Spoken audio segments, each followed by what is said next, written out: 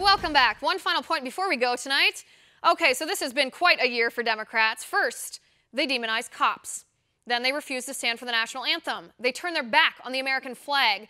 They reject putting America first.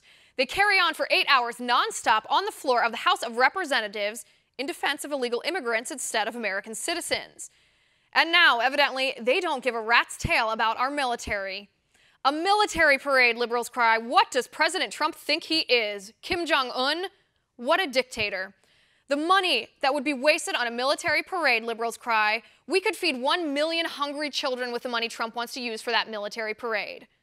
Well, we could use the $113 billion American taxpayers are forced to spend on illegal immigration every year to feed hungry children too.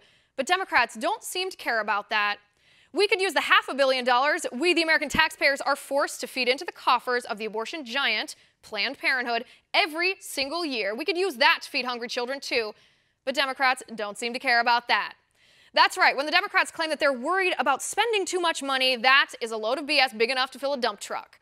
The Democrats and Democratic President Barack Obama jacked up our national debt from $10 trillion to $20 trillion, sold our country to China, and piled the receipts for their excessive spending on the heads of the young kids in our country, the next generation.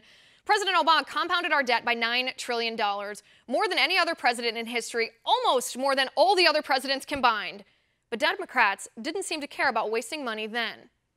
But guess what Democrats are A-OK with spending our hard-earned money on? $3.1 billion to pay federal employees who are placed on administrative leave. Another word for administrative leave is punishment. Workers aren't placed on leave unless they're under investigation for misconduct. And we, the taxpayers, pay $3.1 billion a year to pay for them not working. Let's use that money from that and fund a military parade.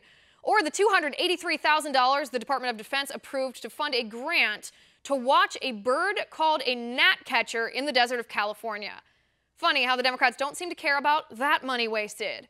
Or the $65,000 to figure out what bugs are doing when they're near a light bulb. Or the $300,000 to study whether girls or boys like playing with Barbie dolls more. Or the $1.5 million to put a mud skipper fish on a treadmill to test its flopping speed and its need for oxygen. And no, I didn't make that up. Democrats are actually spending our tax money on that. Or $30,000 for a stage production of the play Doggy Hamlet. Or $5 million to study whether frat boys drink more alcohol than students who aren't in a frat. Or $3.4 million to fund hamster cage fights. Or $3 million on a study to see whether the music from Jaws makes people scared of sharks. So how much money is that altogether? Well, certainly enough to fund a military parade down Pennsylvania Avenue to honor the men and women who serve our country. Or is the flopping speed of the mud skipper fish more important to Democrats than our military? Let's take a quick journey back in history to the 7 times we, the American people, have thrown military parades. In 1919, 1942, 1946, 1953, 1957, 1961, and most recently in 1991. Funny how Democrats seem to have a problem cracking open a history book.